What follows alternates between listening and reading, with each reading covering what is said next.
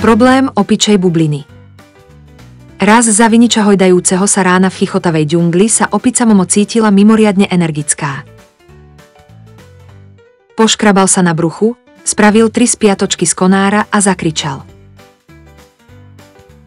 Umyjem si ruky ako dobrá opica. Zišiel dole k rieke v džungli, ale potom sa zastavil. Počkaj chvíľu, banánu, zamrmlal. Chcem používať luxusné mydlo ako ľudia.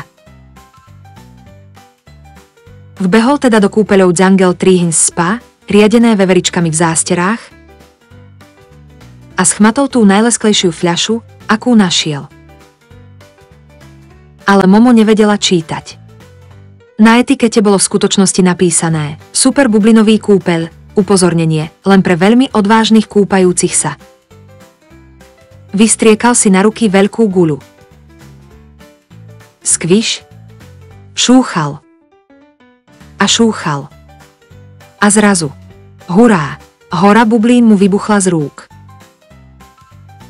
Bubliny lietali všade, cez papagáje, na tigre a dokonca aj do nozdier nahnevaného hrocha. Z cestičky džungľou sa stala šmykľavá šmykľavka. Momo skríkla. Vhie, keď sa kýzal okolo zmetenej zebry na joge. Ale nezostalo to len pri tom. Bubliny stúpali vyššie a vyššie, až kým sa Momo nevznášala do vzduchu a prilnula k obrovskej bubline ako balón. Pomoc, zakričal. Ja lietam po opici. Žirafa mu ponúkla list. Nosorožec sa pokúsil prasknúť bublinu lyžičkou. Okolo preletela múdra sova a zakričala. Čítal si štítok? Momo zažmurkala. Ja ani neviem, čo je to označenie. Práve vtedy sa bublina zakolísala. Zakolísala a, pop, Momo spadla, priamo do vane s ešte väčším perličkovým kúpeľom pod ňou. Splash. Teraz z neho bolo monštrum z opičej peny. Vyliezol von a vyzeral ako chodiaci oblak. Zvieratá z džungle pozerali. Ticho, potom papagáj praskol. Potom sa tiger zachychotal. Potom hroch kýchol a vypustil bubliny z nosa.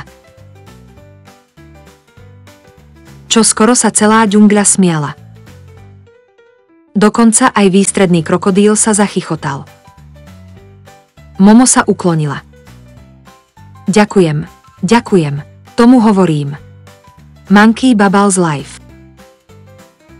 Od toho dňa sa Momo stal oficiálnym bubble entertainer v Giggle Jungle. Vždy si však najprv prečítal etiketu.